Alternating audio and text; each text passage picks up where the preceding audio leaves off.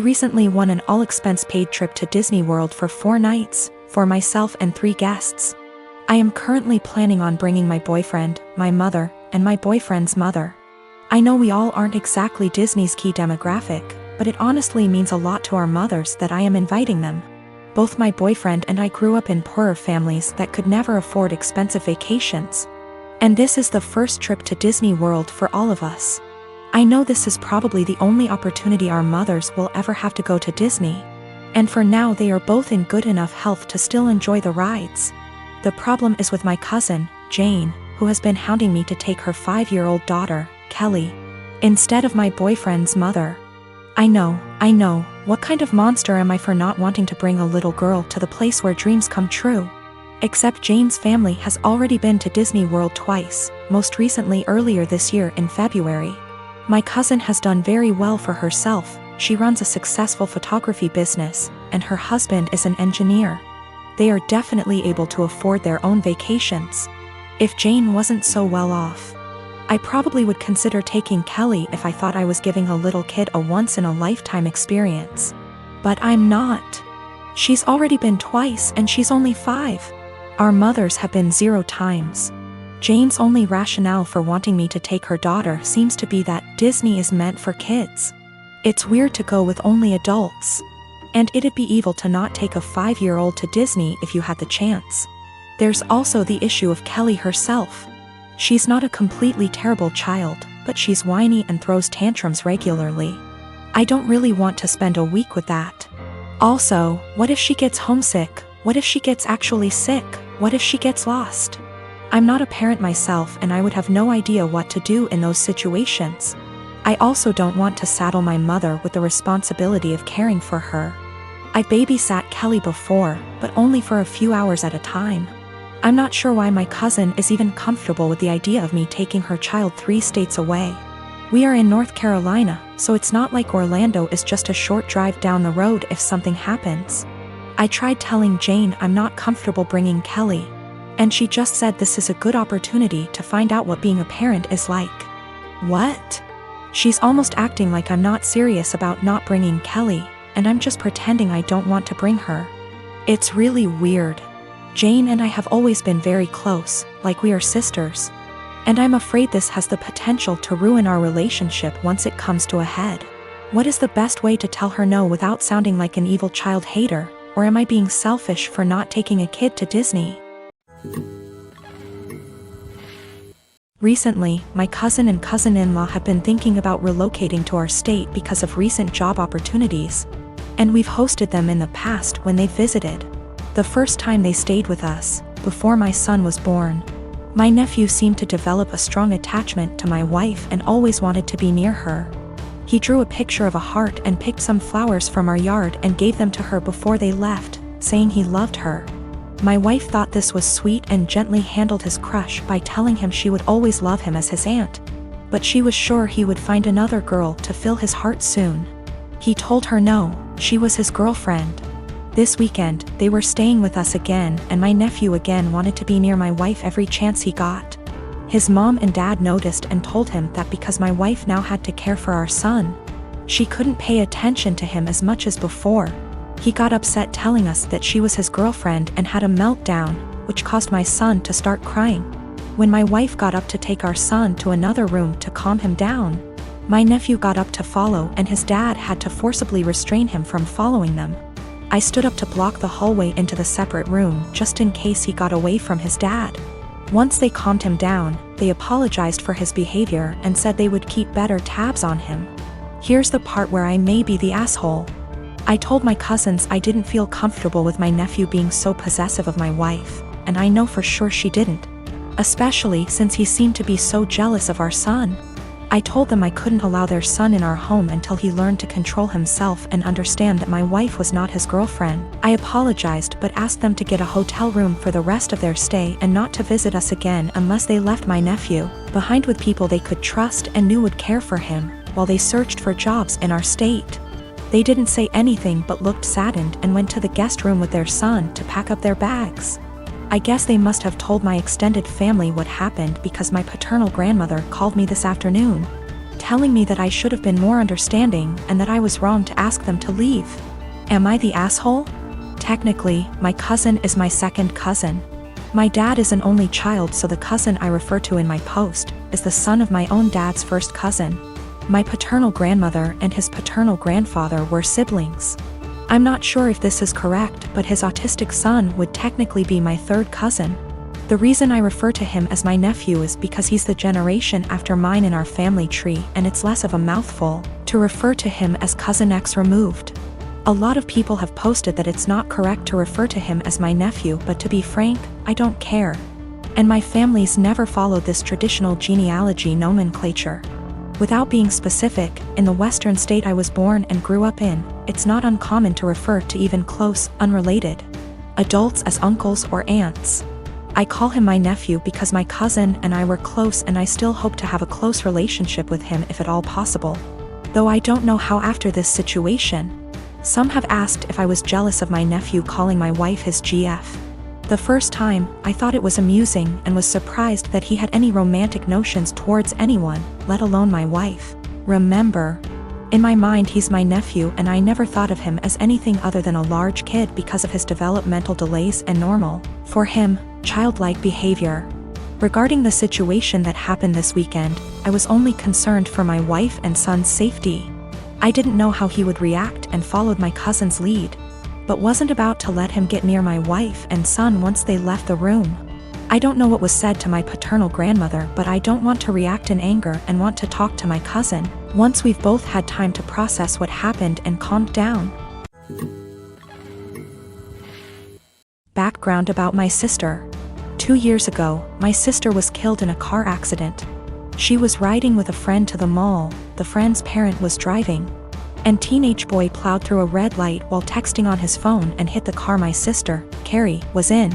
Carrie was killed instantly, and her friend, June, was in a coma for 3 weeks before her parents took her off life support. When Carrie passed, I was devastated and angry and just not in a good place. Carrie and I had been extremely close. Despite a 7-year age gap between us, we enjoyed a lot of the same shows, we went to concerts together. We volunteered together, and I took it upon myself to guide Carrie like any big sister would do. Our parents were extremely busy with work most days, and Carrie and I would often cook together and do crafts when we weren't too busy with school work. Carrie wanted to be a NICU nurse when she grew up, and I helped her find a volunteer position at a local hospital to help get her gain some experience being around patients. In short, Carrie was my sister and best friend, and when she passed, I was a mess. The last craft Carrie and I made together was a set of candles. We bought the wax at a local craft store, and we both made each other a candle and decorated the jar it was in. That was the day before she was killed. At her funeral, Carrie was buried with the candle I made her. The candle Carrie made me sits on my desk next to my favorite picture of her and I together at the beach. Or it did, until last week. Background about my boyfriend. I met my boyfriend about 1.5 years ago, about 6 months after Carrie passed.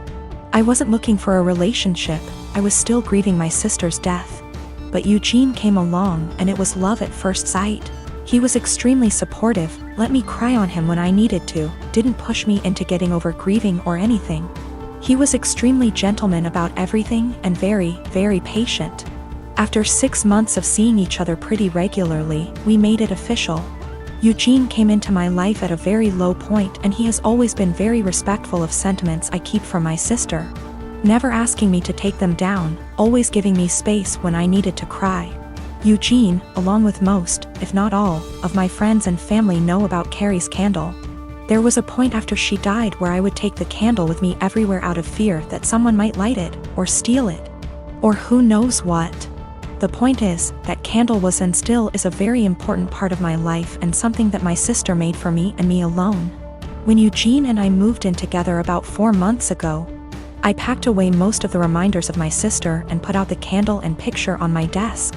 I felt that this was a huge step because when I'd lived just by myself I had pictures everywhere and a few knickknacks laying around from my sister. I wanted to make Eugene and I's home our home with just a small part of my sister there. Eugene understood and was very supportive. Last week, we had a massive winter storm that knocked out power.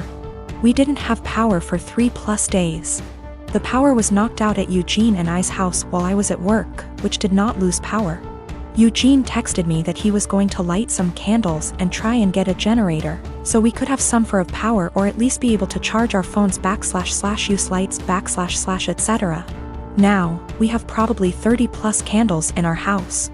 I am a huge fan of sales, and when Bath & Body Works has a candle sale, I like to stock up and get a range of scents.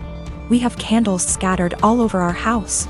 In the room where my desk is, there are no candles aside from the one Carrie made me. None at all, and there never has been. This room is also downstairs, where Eugene doesn't spend a lot of time. His desk is upstairs.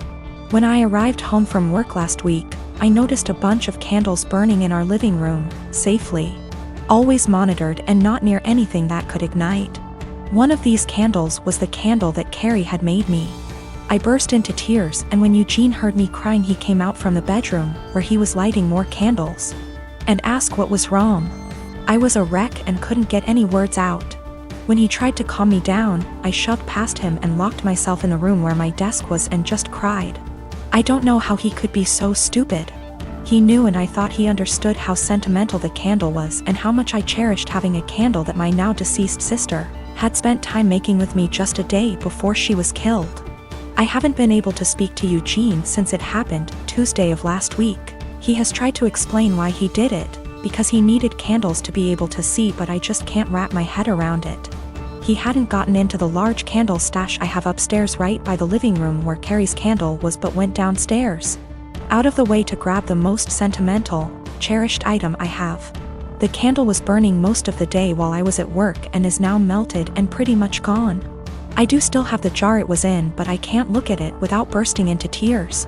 Eugene says it was an accident, but I just don't believe that. He said he was getting around to lighting the candle surplus we have upstairs, but just hadn't gotten there yet. After being home 6 hours alone with no power, I am heartbroken and feel like this is a major slap in the face. I feel disrespected.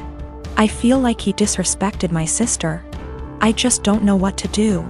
I don't feel like I can forgive him for this. My boyfriend Steve and I have been dating for over a year and a half. I met him in one of my upper-level classes 2 years ago. At the time, he was finishing up his degree, before moving on and working on his master's. Since we started talking, seeing each other, and dating casually, I really loved our entire relationship. Steve and I had a lot of similar interests, which included traveling. We did a small trip to South America a couple months ago for a few weeks, Peru and Chile. We had an amazing time. It was once we got back from our trip that I saw our relationship in a whole different way. We traveled well together, and bonded in a new way. I knew I was in a great relationship. I thought we had a great relationship, until I got some news a few days ago. 3 days ago, I went over to drop a MacBook charger over at my best friend's house, Chenille. Chenille and I have been best friends since we were in high school from the age of 16 years old. I have always considered her to be my number one and closest person in my life. I have noticed that the past 6 months we haven't hung out in the same capacity that we usually have. Both of us have been busy with our lives, school, work, relationships, etc. But I kinda got the feeling after this past year of university around April that she was starting to move away. She had a bad with her ex that lasted under a year. He cheated on her with a coworker, and the rest is history. They broke officially around the end of January. As I went over to drop off her extra charger that she borrowed, I talked with her mom for a bit. Chenille ended up getting called in to pick up an extra serving shift at the restaurant she has worked at during her degree. Her mom wanted to talk to me about a few things. I was puzzled. Chenille's mom was always really outgoing and funny. We had known each other for over 8 years at least. But she wanted to have a serious talk. Chenille's mom, Karen, went on to tell me that she saw Steve and Chenille sneak around the back of the house about a month or so ago. Karen went on to explain that she noticed this happening 2 other times. At first, she thought we were all hanging out. But Karen told me that she got a weird gut feeling on this situation. She told me that I should talk to Steve and Chenille ASAP. Steve and I were supposed to go out for dinner last night. He picked me up, and off we went. I felt really bad and humiliated the entire time we were out. We ate dinner, had a couple drinks, but we didn't talk much. Steve kept asking me all night what was the matter. I told him nothing. Finally, when we got back to my place, we sat in my room and I asked him and told him what Chanel's mom, Karen, is told me. He didn't answer. In fact, he went pale white. That gave me the answer I needed. I broke down and Steve tried to comfort me. I didn't want him touching me. I didn't even want to hear it. I told him to leave, but I basically had to force him to leave. I tried calling Chanel and texted her that I needed to talk to her. I got no response. Not one. Basically, 2 of the closest people I have had in my life betrayed me. This is so terrible and I feel so bad. I have like no one right now.